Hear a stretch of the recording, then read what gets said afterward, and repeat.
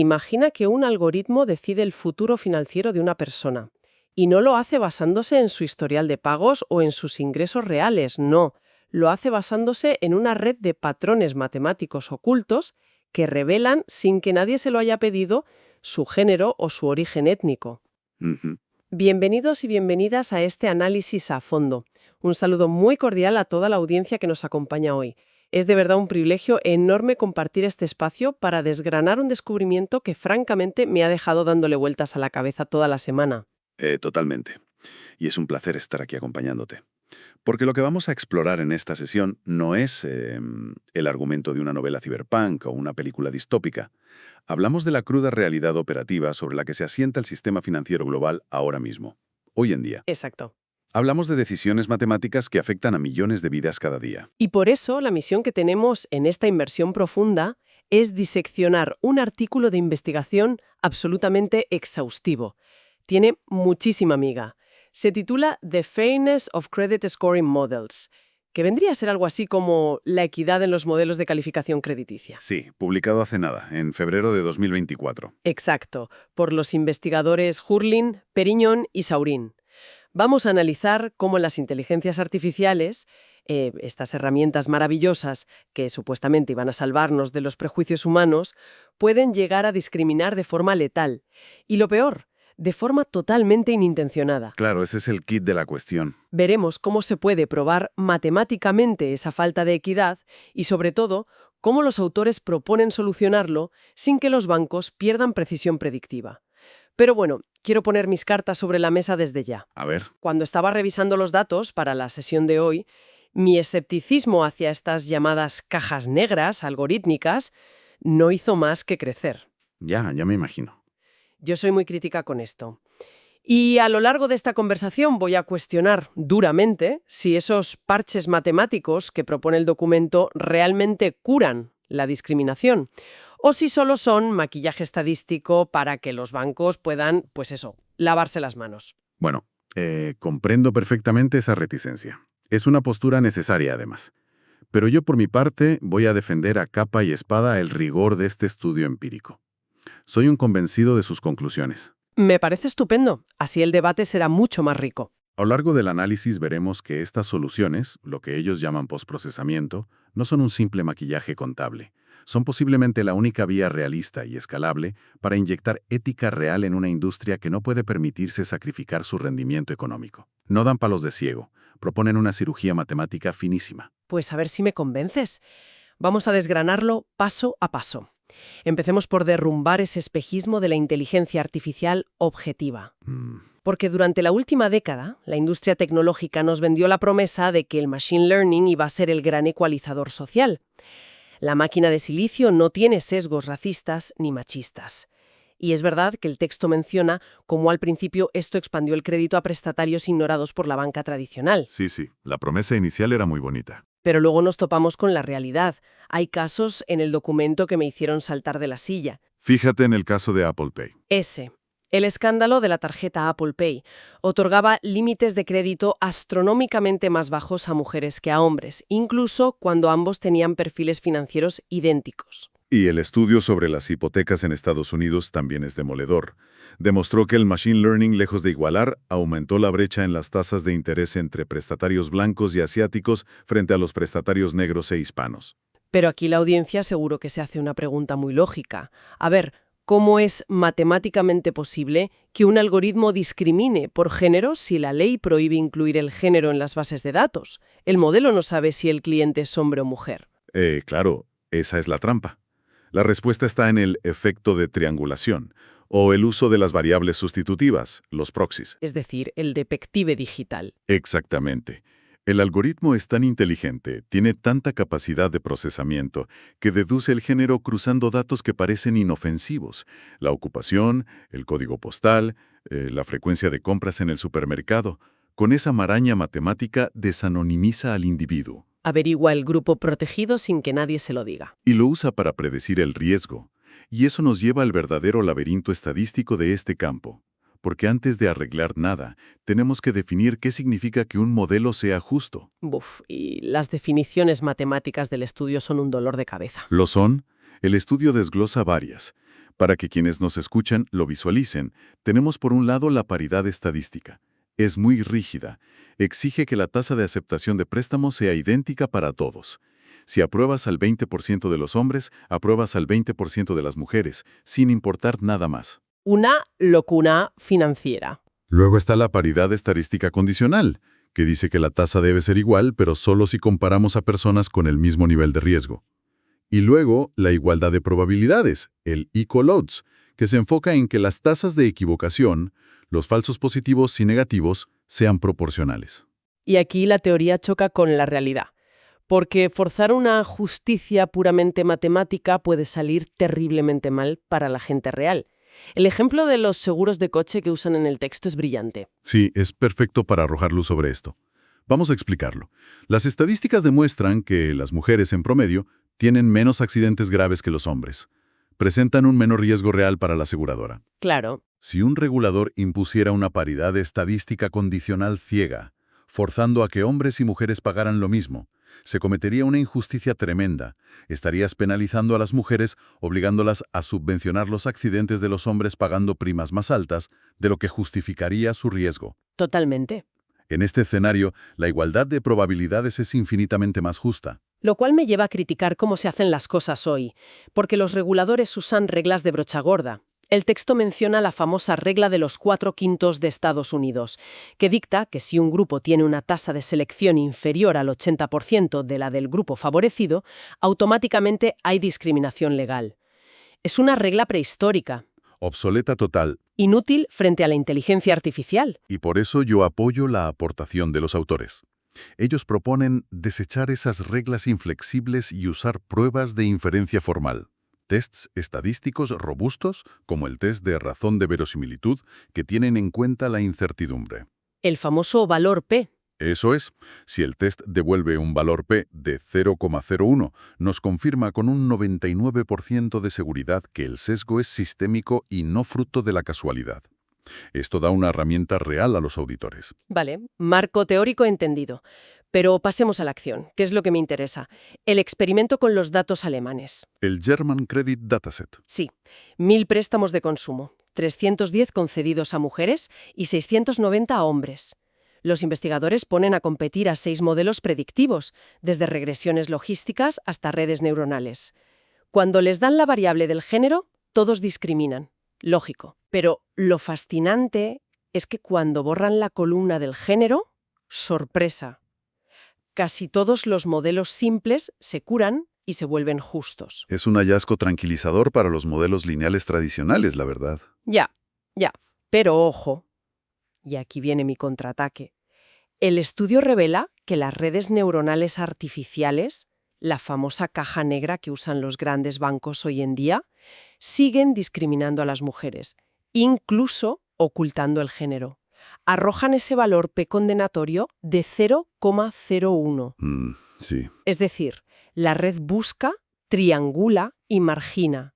Yo creo que esto demuestra que los modelos complejos son incontrolables, son un peligro. Es una objeción muy válida. Demuestra que la complejidad geométrica de una red neuronal crea efectos de triangulación potentísimos. Pero el artículo nos da las herramientas para no tener que prohibir estos modelos. Aunque antes de llegar a la cura, me gustaría resaltar un detalle del experimento alemán que suele pasar desapercibido. Dime.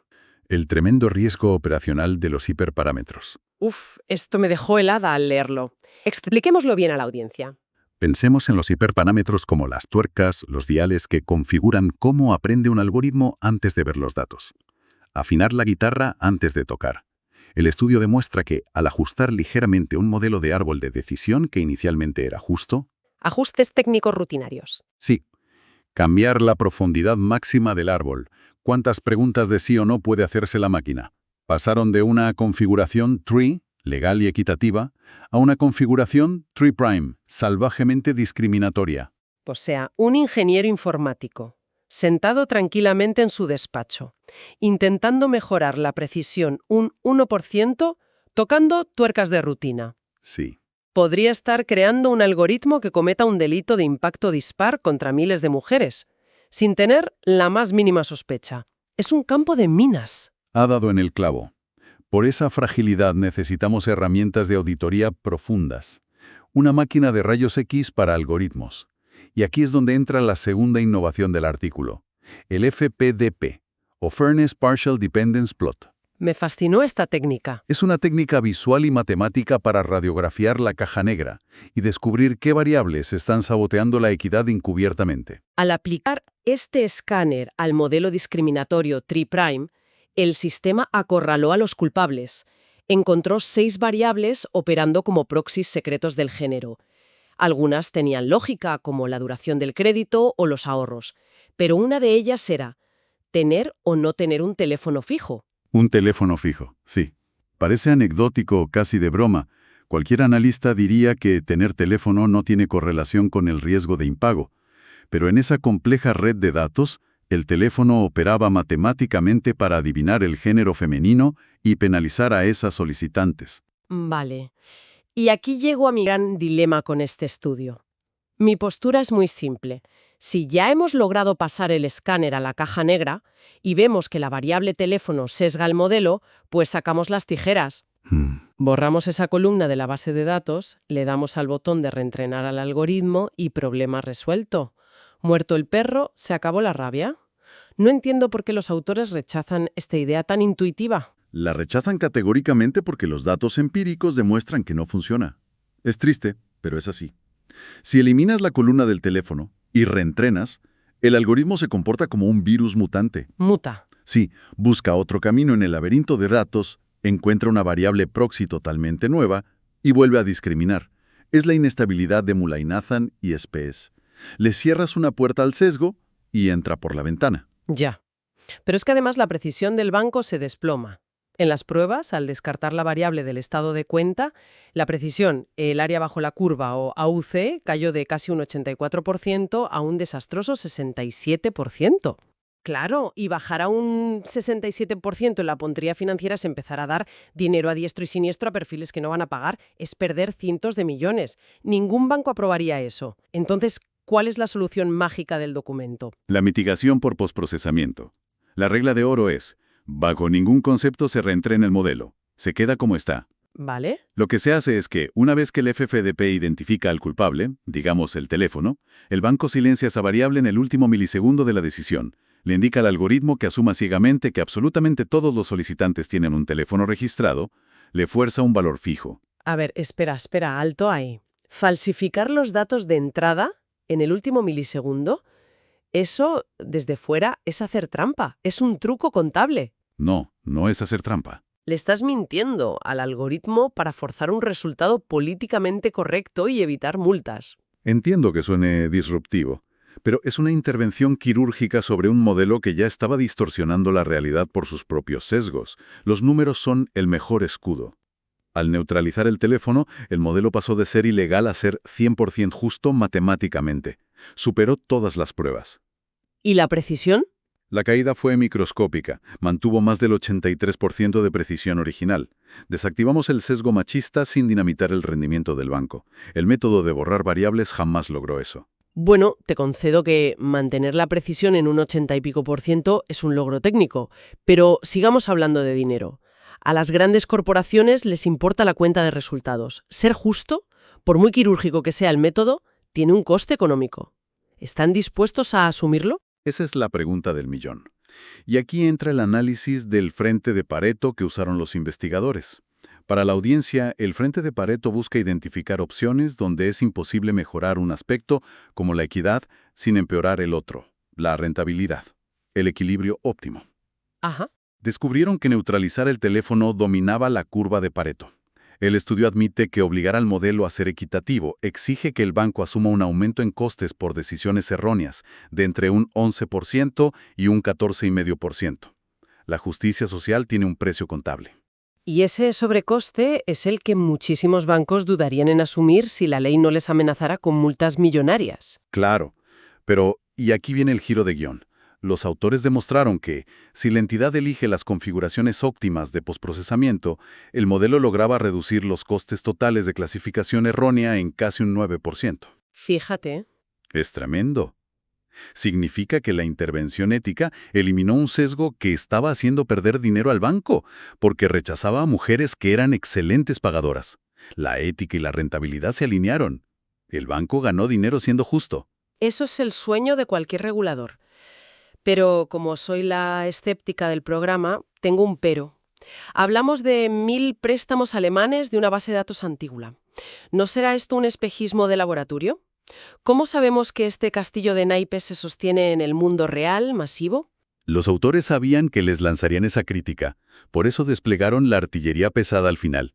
Replicaron todo el marco de trabajo en un ecosistema financiero radicalmente distinto.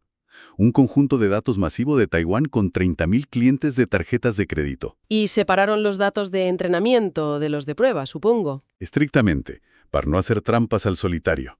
Y en la muestra de Taiwán, las inteligencias artificiales más potentes volvieron a discriminar sin piedad. Los modelos XGBoost y las redes neuronales fueron profundamente injustos. Ya me lo imaginaba. Pero tenían el antídoto. El FPDP descubrió que el pago anterior y el estado de cuenta operaban como proxies discriminatorios. Aplicaron el postprocesamiento. Neutralizaron el pago anterior, forzando artificialmente que el sistema asumiera que todos los 30.000 individuos habían hecho un pago anterior de unos $3.000. ¿Y qué pasó? En milisegundos, el modelo XGBoost superó las pruebas legales de equidad. La precisión predictiva sufrió una caída anecdótica. El área bajo la curva bajó apenas de 0,77 a 0,76. Demostró ser robusto, escalable y universal. A ver, tengo que reconocer que los números empíricos del caso de Taiwán son incontestables. Desinfectar modelos en ecosistemas tan abismalmente distintos, manteniendo el beneficio del banco, es digno de reconocimiento. Absolutamente. Aunque, si le soy sincera a la audiencia y a ti, sigo con una espina clavada. Porque aunque el Excel cuadre, seguimos inyectando una ilusión en la máquina. Seguimos escurriendo el bulto y diciéndole a la IA que alguien tiene una característica que no tiene. Como purista de los datos, me cuesta tragarlo. Lo comprendo. Es un pragmatismo brutal. Pero la realidad de la industria impone soluciones viables. Así que, llegados a este punto, vamos a sintetizar todo este recorrido en conclusiones claras, para que todo el mundo se lleve los conceptos fundamentales. Primer punto clave: la ingenuidad del borrado. Ocultar atributos como el género de un Excel es inútil. Los modelos complejos, por el efecto de triangulación, siempre lo deducen. Segundo punto, muy crítico para equipos técnicos. La tiranía de los hiperparámetros. Ajustar tuercas rutinarias para ganar un 1% de precisión puede crear involuntariamente un modelo discriminatorio masivo. Hay que auditar el riesgo operacional interno constantemente. Tercer punto: el fin de las excusas de la caja negra. Con técnicas como el FFP, DBP, ya no se puede alegar ignorancia. Ahora es posible radiografiar el algoritmo y diagnosticar qué variables son los cómplices silenciosos del sesgo. Y el cuarto punto a retener: la mitigación por neutralización en la fase de postprocesamiento. Es la estrategia más estable, barata y precisa. Permite a las entidades cumplir las leyes, salvaguardando el equilibrio entre rentabilidad y ética, sin tener que borrar y reentrenar. Es un mapa de ruta brillante para el futuro que ya está aquí. Y para cerrar, me gustaría dejar sobre la mesa una reflexión un tanto provocadora, para quienes nos están prestando su atención hoy. Adelante. Hoy hemos visto cómo las matemáticas avanzadas pueden forzar a una caja negra fría a ser infinitamente más justa y equitativa que el ser humano lleno de prejuicios que la programó. Si la inteligencia artificial ya es capaz de diseccionar nuestros sesgos históricos incrustados en las bases de datos, ¿podría llegar el día en que usemos estas auditorías algorítmicas como un espejo implacable? Qué interesante. Un espejo digital que nos sirva para identificar y reprogramar los sesgos inconscientes que dictan nuestras propias leyes humanas. Acabarán unas líneas de código enseñándonos a nosotros, los humanos, cómo ser verdaderamente justos. Es una pregunta de una profundidad inmensa. Va a redefinir nuestra relación con la tecnología en las próximas décadas. El espejo ya está construido. La cuestión es si seremos lo suficientemente valientes para mirar el reflejo y aceptar lo que veamos. Nos despedimos dejando esa gran incógnita en el aire. Ha sido un auténtico placer desentrañar este cruce de caminos entre finanzas, matemáticas y ética social. Muchísimas gracias a toda la audiencia por su tiempo, por su curiosidad y por acompañarnos en este profundo análisis. Prometemos seguir explorando las fronteras del conocimiento muy pronto. Cuiden sus datos y hasta la próxima.